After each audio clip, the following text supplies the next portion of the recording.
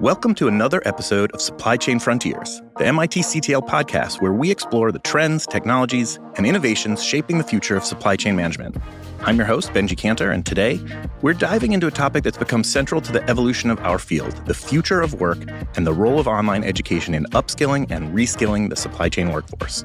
Joining me today are two of MIT CTL's leading experts in online education, Dr. Eva Ponce, Director of Online Education and the MITx MicroMasters Program in Supply Chain Management, and Dr. Inma Borrella, Academic Lead of that same program, the MITx MicroMasters Program in Supply Chain Management. Eva and Inma have been instrumental in shaping online learning offerings at MIT CTL, which have reached over 1 million registrants globally. And today we'll explore how their work and online education in general is empowering individuals and organizations to meet the demands of an evolving workforce. With that, I'm really excited for the opportunity to learn more about the opportunities online learning creates for upskilling and reskilling. We'll be talking about that today, along with the challenges organizations face in adopting these tools and what the future holds for workforce education and supply chain management.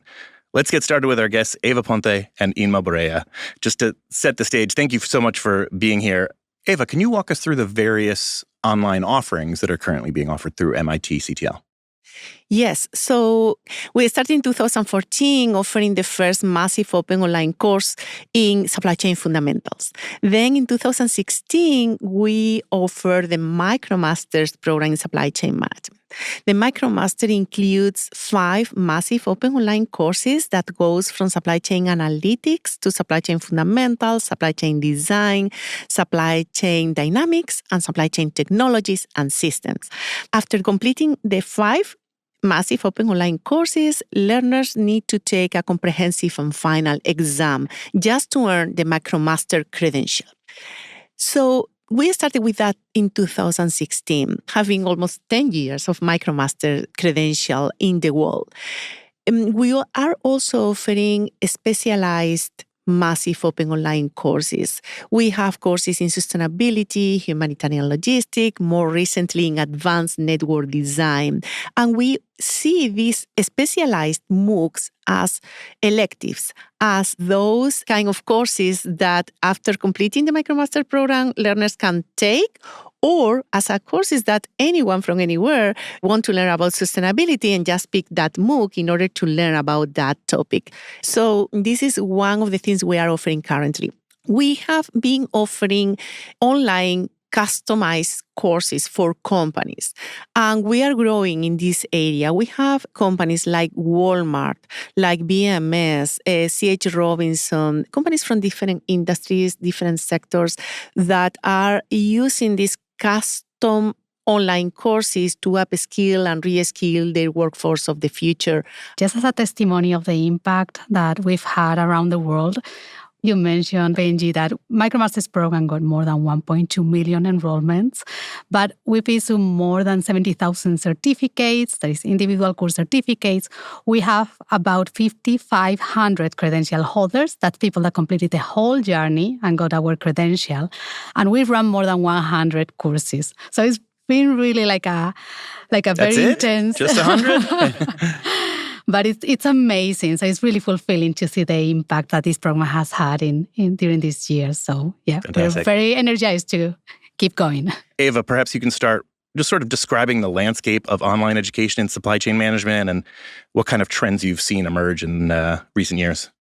The landscape of online education in supply chain management has transformed significantly in recent years. It's no longer just an option for learning, but has also become a critical enabler for companies and organizations to reskill and upskill the workforce of the future in supply chain management. If we want to look a little bit to the history and over the past decade, online education has grown exponentially. The emergence of digital platforms like edX and Coursera in 2012 definitely bring opportunity to well-known universities like MIT and Harvard and many others to just create courses to be specifically delivered through this online means. And this platform has helped definitely us in the education landscape to democratize knowledge. Has helped to provide these online courses and open this education to anyone from anywhere. The online education is really flexible, it's affordable, it's convenient, allowed to provide grad-level education. So I think these digital platforms brought a key milestone in online education. What we have observed recently, I would say specifically more after the pandemic, is how companies are also identifying this online education and this platform as a way to upskill their workforce of the future. And I want to highlight the pandemic for two reasons, because supply chain management as a field has also changed a lot. The introduction of new technologies, the introduction of AI tools are definitely bringing the need of upskill the workforce of supply chain management professionals. So this need that the pandemic highlighted because brought the importance of supply chain management. And supply chain management, mainly what we are doing is trying to connect the origin with and bring the products to the customer. During the pandemic, we were able to observe many issues related to that endeavor. We are observing more and more companies coming to us just to use online education for that endeavor. Well, and no one would ever say, thank goodness for the pandemic, right? But I agree with you. It highlighted the opportunity to, what you just said, democratize education.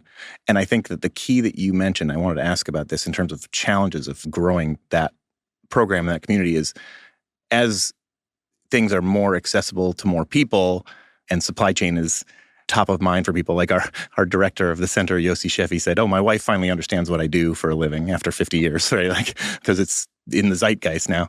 But the quality of the program, I think, is the key piece, because there were probably concerns about when this program was lifting off, that it would have that sort of same quality that you're getting from an education from higher universities and higher ed in general. And like, did you see that? Was there a pushback? Is there still pushback about the difference of level of quality between online and in person? I think in terms of the quality of content, there is no difference. I think the important thing here is the type of content.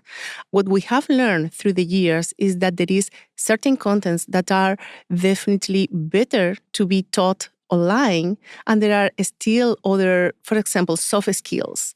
Soft skills like negotiation, communication, I believe that is better to teach in person. However, there are other skills. We can connect with some of the skills that are really required now, like analytical skills, supply chain analytics. These type of skills or inventory management models, demand forecasting techniques, these are topics, content that definitely we can deliver in a very effective and efficient way through the online platforms. These online platforms allow learners to learn at their self-pace whenever they have the time to do that, and are very effective from the learning perspective because also provide immediate feedback. And this allow what we call reinforcing learning. And this reinforcing learning is really critical and effective. So when you are learning through a short video, let's say, that concept, you have the opportunity to immediately apply to a real-world problem. This is really effective. And one of the key things of programs like MicroMaster, for example, is this combination of high-quality content, graduate-level content. And what we are teaching through these courses is truly exactly the same what we are teaching here on campus at MIT.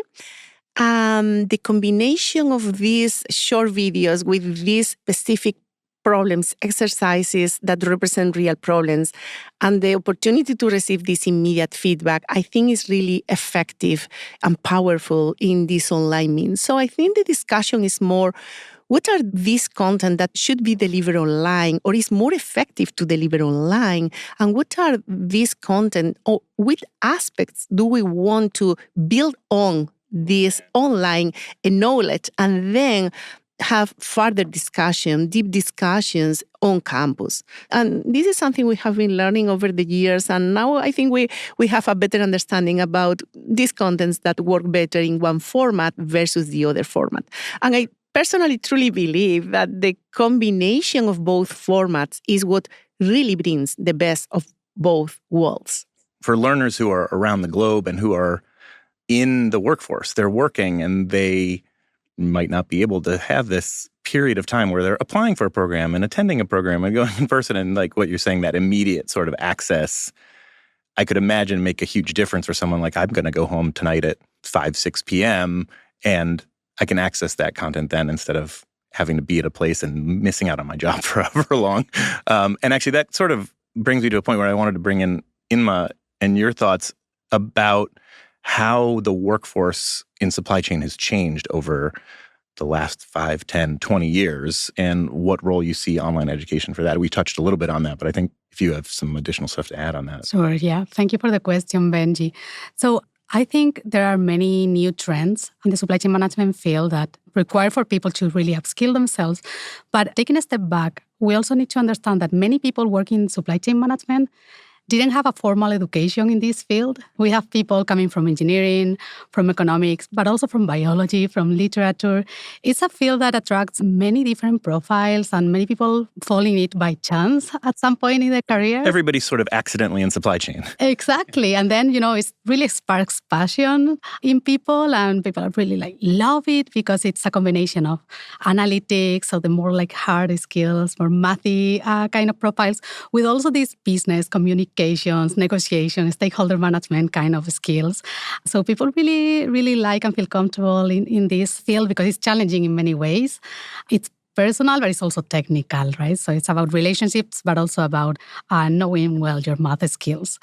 So I think this lack of formal background sometimes also can hinder progression in this field. So many people, after being in it for a few years or starting on it, they realize they need to have a better skill set, more tools in order to address the problems that they face in their daily jobs. And that's what we've heard from many learners in the MicroMasters program, that they actually wanted to upskill themselves. They were looking for something that could help them with their daily job, maybe to solve an inventory management problem or to develop a better strategy for a global supply chain. And they found our courses online, and our courses are very learn and apply. That's our approach, mens et manus, like the MIT motto.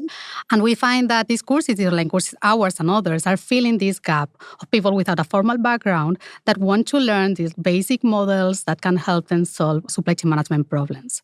So that's on one hand, the more basic, filling this gap in knowledge that many people new to the field didn't ever formally learn. And then there's the new trends. What Eva was mentioning about new technologies, AI, what everybody's talking about right now.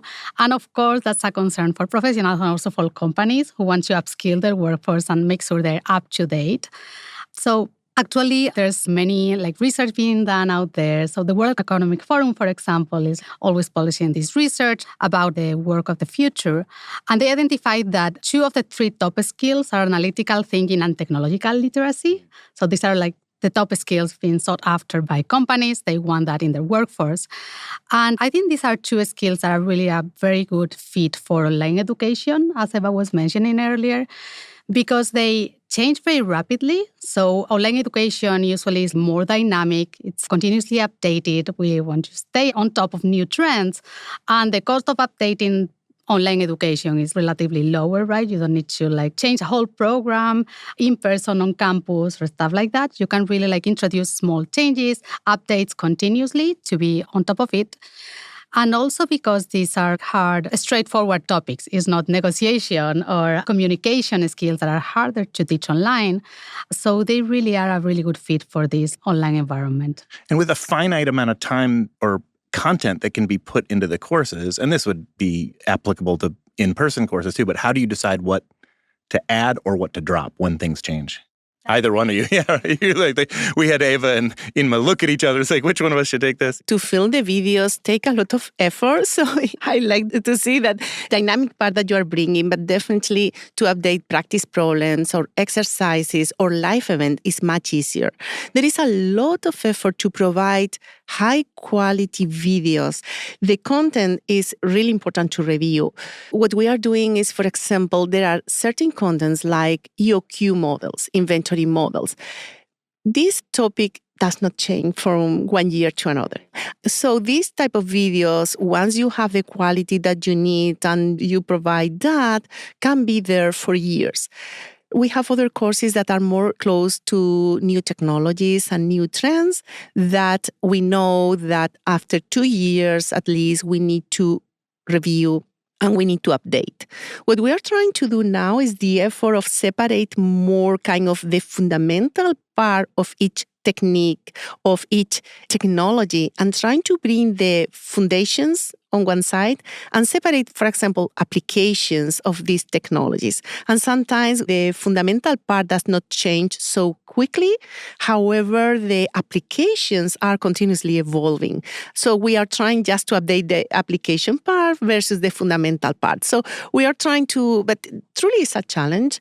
We are revisiting content every year. The entire team revisits the content. We identify those topics that we need to change and we need to update, and there are new topics that we need to incorporate. And one of our courses is called Technology and Systems, and that's the one that is always more of a headache, let's say, for us, because we need to constantly think about how are we updating this. This is getting a little bit old now, and of course now people are asking about AI a lot. Well, I was going to bring that same thing up. I mean, we don't have to rehash AI conversations, but I've got to imagine that's part of all your conversations that fit into anything, whether it's composing something, a project, to warehousing and transportation and things like that. Yeah, no, now AI touches on everything. And many people really want us to start teaching like how to use AI in order to like improve supply chain management practices. I think that's a double-edged sword as well, because we believe it's very important for people to understand the fundamentals of supply chain management. If you don't have the basics, if you don't have the foundations, you won't be able to critically assess if the outcome of a Gen AI tool is actually going to be like good or bad. So for us, it's very important to start with the foundations and then keep progressing from there. And that's how we developed the program, actually, and we designed it. It goes from analytics fundamentals to then like broadening the view to supply chain design, and then strategy and dynamics, more complexity, and then we end up with the technology and systems that we were mentioning. Well, as you're now in your 10th year now of the program, I know it was the first program in supply chain management, was the first MicroMasters at MIT, just like the Supply Chain Masters Program was the first Supply Chain Masters Program in the world almost 30 years ago, and that there's been now over 1 million enrollment. And I know, Eva, you'll be the first to tell me 1.2 million. Yeah. Yes, exactly. So close to 1.2 million. What is it that's continuing to keep this unique? I mean, we talked about updating the content, but why do you think it's been so successful, and what will keep it that way for you in the future? Yeah, different aspect, but let's try to take a step back, because truly the MicroMaster in Supply Chain Management was the very first of its kind. When the MicroMaster started, nobody knew what it was. Right. So it really was the first of its kind. And this made the program very innovative since the very beginning. We were pioneering that. Regarding the keys of success, I would say the quality and relevance of the content is one of the key of success. So through this program, we are delivering content that is equivalent to the content that we are teaching here on campus. The program was designed since the very beginning to be delivered through the online format. So 1 hour of lecture, I said that the content is the same content as we are teaching at MIT. However, the way we are delivering is completely different. 1 hour of lecture at MIT, we divide it in short chunks of videos of 7 minutes, and we spread these videos with quick questions and practice problems. So we are trying to get the best of these online platforms to provide learners with some concept. Then we design the courses with the principle of learn and apply. So you learn a concept, you apply through a real-world problem. Another key of the program is these real-world problems. All of the problems are inspired in real-world scenarios. And this is also part of the, and Inma mentioned before, DNA of MIT, this hands-on approach. One of the feedback that our learners are bringing to us is that they can apply immediately what they learn in their day-to-day role. And I think all of these things are contributing to our learners. 80% of them are supply chain management professionals or professionals from other fields that, as you mentioned before, Benji, they are working, they are tired, and at the end of the day, they are watching the videos, and you cannot imagine the great determination and the enthusiasm that these learners show to us. And they are engaged through the content. And the digital platforms, I think, help through that engagement, combining different formats, different short pieces, just to keep them engaged. As someone myself who has this extremely busy schedule and then goes home and has 2 kids they have to put to bed, and they go to bed, and afterwards maybe I'll get to eat dinner with my wife, it's amazing to me that there's this many people who are so dedicated to like, oh, I know that I want to start to learn this or to take the next step there, to at 9, 10, 11 p.m., really start taking these courses and then get up the next day and go to work. We've talked a little bit about some of the stories that each of these learners have. Do you have a favorite one from one of the learners? I have many stories. I can be here for one of 1.2 million. Yeah. I want to share one of our learners. He was taking the comprehensive and final exam at the end of the program. And after completing that, he submitted his exam. And 2 hours or 3 hours after that, he shared with us the picture of his triplets. He was in the hospital completing the final exam. And some hours after that, their triplets born. He was sharing with us. And this means a lot to us. This truly brought to us the grit, the determination, the commitment that the learners are putting in this program. And more generally, truly what really inspired me is when our learners come to me and they say, hey, Eva, thanks to this program, my life changed. This has been truly a life changer. Some of them because they move from one field to supply chain management field and they land in this amazing field that they love it. Some of them because thanks to this program, they are getting a promotion or they are advancing their professional career in many ways, or they are advancing their academic career coming to MIT or to any other pathway university. So this is truly what inspired us to continue with this program. And it's really, really amazing to see the students coming to you, sharing these stories about how this changed their life. I don't want to let that story go by without also saying there's also this dedication and support from the family. I mean, this gentleman's partner who was having the triplets had a lot of patience with him as well, too, so that he could finish the program while she's in labor, ostensibly. So do you have a favorite story from one of the learners? Yes, so many stories. It's always so inspiring to when we meet our learners. But one story that stands out is from one lady who started the MicroMasters Supply Chain Analytics, which is a very mathematical course. We teach probability, hypothesis testing, optimization models. So she came from a literature background. So she hasn't seen any math since high school. And so she landed in the course and she was freaking out. She didn't think she could do it, but she was taking like one lesson after another, dedicating some hours to the practice problems. And finally, she got a passing grade. So she was so excited that she decided to become a community teaching assistant. And she started collaborating with us because she just wanted to give back and help others who have been struggling as much as she did. Then she completed the whole credential. She applied to the blended program and she completed the master's degree with us. And she's still a community teaching assistant for us in supply chain analytics. So this is just to show how empowered people can feel after getting something they never thought they could, and even like coming to MIT and completing a master's degree, and she's still giving back to the community. So I think that's very inspiring. You're listening to MIT CTL Supply Chain Frontiers. This episode is brought to you by the MIT SCM Advancing Women Through Education, or AWE Fellowship. Since 2018, AWESOME and the MIT Center for Transportation and Logistics have partnered to provide tuition assistance for women entering the MIT Supply Chain Management Master's Program. This fellowship aims to help women advance their careers through education and professional growth. AWESOME leaders are encouraged to recommend women in their organization or networks to apply. All applicants to the MIT SCM program are automatically considered for this fellowship. To read more about the fellowships and other funding and scholarship opportunities, visit ctl.mit.edu/awesome. Back to the episode. So the blended program is actually what makes our MicroMasters so unique. That's why it was so special. That's why it's so pioneering, because it was the first of its kind, and MicroMasters means that it's a pathway for credit at universities, and in this specific case, at MIT. it's also accepted as a pathway for credit as many other universities around the world. But this brings a lot of value. Of course, it was a requirement for us to have this really high quality content in the program. But for MIT to be recognizing this as equivalent as 6 months of in-person coursework at MIT is huge. So it's giving a signal to the world that this program is really good. And this relates to what you were saying earlier, this misconception that online is not as good as in person. I think that it still exists out there, and programs like ours kind of debunk this idea, or at least we try to. And MIT is giving us this guarantee of saying, this is good. This is as good as being here. So that's first. And it is an accelerated pathway to a master's degree at MIT, which has huge implications for many people. Usually, if you want a master's from MIT, you need to be here for around a year and pay quite a significant amount of money.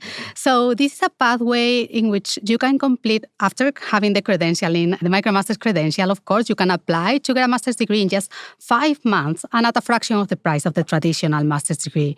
This is amazing because it opens the door to unconventional learners. People who may never consider coming to MIT for a full year because of the cost or because of the time. Because we were discussing, many people taking online courses are very busy. They have a job. They are in another part of the world, very far away from the US in many occasions.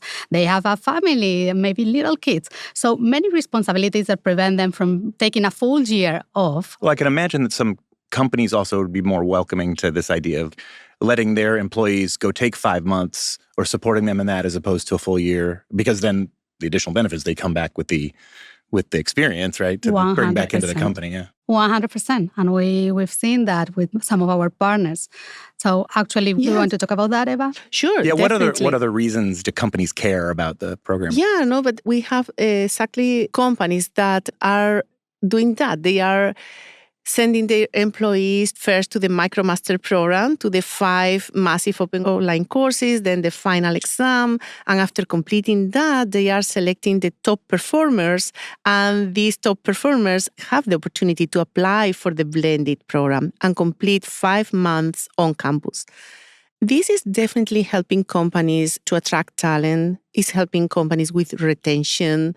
To the professionals who are going through that path, definitely they are, after completing the entire journey with us, typically they are getting a promotion as part of their journey and career development. So one of the huge benefits is not only the knowledge that their associates are gaining through that education, is also how this is reverting in the company in terms of retention, how these learners are also, employees are applying what they learn in their day-to-day jobs in order to improve some part of the processes or some part of the supply chain. So companies are reporting huge benefits of investing in their talent in that way. Well, and if you're an HR manager for, say, a freight company or a online retailer or anything in this logistics supply chain space, and someone comes to you with a certificate from MicroMasters, do you care? What kind of additional value does that? Are people paying attention to that kind of thing when they're bringing new employees on? I would say that online certificates is a way of demonstrating skill acquisition. Companies are increasingly looking for skills rather than just looking at the degrees. So that's a trend that we have been observing.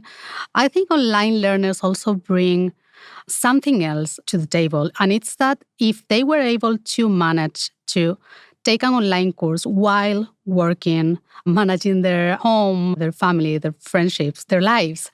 And they were able to wake up at 5 a.m. in the morning to review lessons, dedicate Sundays to practice problems, and they took this action proactively to upskill themselves. They're demonstrating something. They have something that not everybody has. And it's like this grit, this determination, this ability to take action, to identify they have some gaps in their knowledge and take action to fill that gap.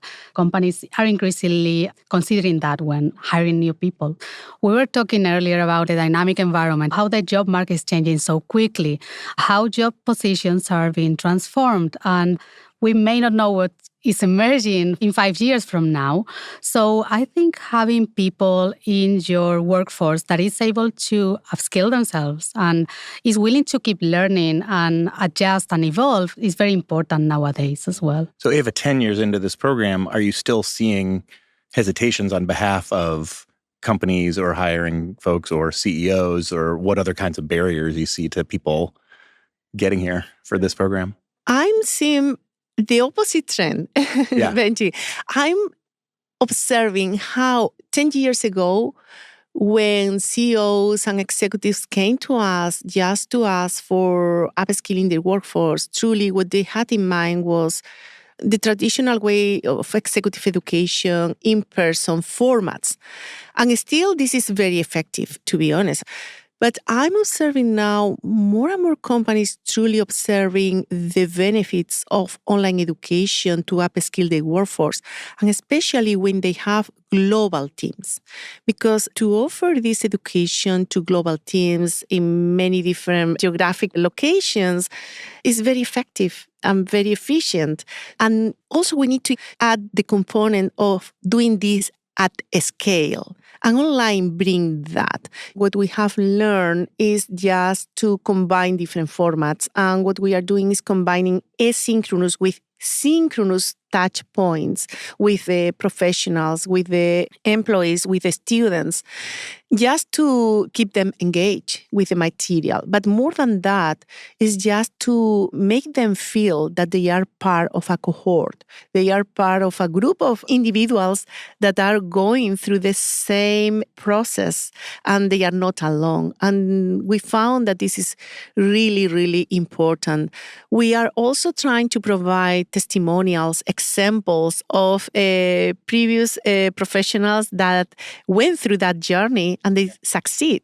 But they show all of the stones through in that journey, and all of the barriers and things that they need to overcome in order to succeed. And these examples are, I think, are very, very helpful to when you are through this lonely journey, especially when we are talking about 100% online and asynchronous programs. Before we kind of wrap things up a little bit, I wanted to ask about this sort of trending concept, this idea of the future of work. If you're on campus here at MIT, you see that 50% of the events are called blank, blank, and the future of work. How do you see this program contributing to that and the direction that the future of work is taking? It's sort of a bigger, broader question. I think the future landscape in supply chain management will require continuous upskill and reskill of the workforce. And I think this lifelong learning is an imperative. I think that now more than ever, we need to also provide to the professionals a good understanding of the fundamental core concepts that are behind the techniques and that are behind the tools. Because AI tools are very powerful and can bring a lot of support to any role in supply chain management. But we also need to understand when the Gen AI tool is providing us the right answer or the right proposal versus some proposal that is out of place. So an online education, I think, to provide this core understanding in supply chain management about inventory models, demand forecasting, analytics tools can play a crucial role covering the skill gaps that we have identified that are required in this new landscape. Yeah, I also think another element is modularity. I think modularity is going to be key. As we mentioned earlier, I think the new jobs are being created. We don't even know what the job descriptions are going to be or what we're going to need in 5 to 10 years in the supply chain management field. So enabling this modular learning, it's very important. I think online is an easier way rather than like formal degrees at universities, more traditional ones. So enabling people to create their own pathways for learning, choosing based on the skills they want to develop. Actually, that's the way we're working with companies now. Like we have this modular offering, so they can actually like pick and choose from our different contents in order to create the choose your own adventure kind of course, right? And so we are doing that with organizations now. But I think the future would be to maybe create something like that also for individuals. That can be very powerful. And I want to build on that because I fully agree on that point, Inma. I want to bring the example of Walmart. Walmart is a company, a big retailer. As you know, they are truly investing a lot in upskilling and reskilling their workforce. They are offering, and they has been offering with us a core course just to update and upskill their workforce, focus on core fundamental concepts: inventory management, demand forecasting, and transportation management. Recently, they came to us and they say, hey, we want to provide now a custom online course more focused on new trends, more focused on supply chain automation. We want to include supply chain end-to-end visibility, sustainability. Thanks to the design of our massive open courses, specialized courses, and the way we are delivering this online content, the different modules allow us to pick this right content that you just mentioned and prepare an online custom course just for the associates that cover these new trends and this sustainability aspect that they want to bring to them. So I fully agree about this modularity and how this provides flexibility, and at the same time, how this online education can adapt in a more agile way, I would say, to these dynamic changes. What should I have asked about the online education programs that I haven't yet? What would you ask each other that you haven't already? I know you speak to each other every day. So maybe something we haven't covered maybe enough is how in the past 10 years since we launched our first massive open online course, how our work has evolved. As years passed by, we've been approached more and more by companies and organizations that are struggling with upskilling their workforce. And what we're bringing to them is not just the content itself and the skills, but same level of opportunities for people anywhere in the world, right? Before they had to rely maybe just on a local university to upskill someone in Spain versus someone in Salvador or someone in Boston. But now they can offer our content to all of them at the same time. They can take it together, have this cohort feeling that increases networking, creates a common language for all of them to actually do better their job. Because in many occasions, supply chains are managed by global teams and not just local teams. So I think this is very powerful, how this online learning experience and journey, it's creating these stronger teams across the globe. And this is something that companies are bringing to us as something that sometimes they didn't expect to happen. And it's a great benefit of having this upskilling program that they can offer to all of them at the same time. Thank you for joining us on this episode of Supply Chain Frontiers. And a special thanks, of course, to guests today, Dr. Eva Ponce and Dr. Inma Borrella, for sharing your experiences. Very much appreciated. We have been discussing the critical role of online education in preparing the supply chain workforce for the future. As we've heard today, programs like the MITx MicroMasters and the CTL specialized MOOCs are equipping learners and organizations worldwide with skills they need to thrive in a rapidly evolving industry. To explore these programs and more, visit ctl.mit.edu/online-learning. Supply Chain Frontiers is recorded on the MIT campus in Cambridge, Massachusetts. Our sound editor is Dave Lashansky of David Benjamin Sound, and our audio engineer today is Kurt Schneider of MIT Audiovisual Services. Our marketing writer is Mackenzie Barry. Be sure to check out previous episodes of Supply Chain Frontiers at ctl.mit.edu/podcasts, or search for us on your preferred podcast platform. On behalf of the researchers, instructors, and staff at the MIT Center for Transportation and Logistics, I'm Benji Cantor. Thank you for listening.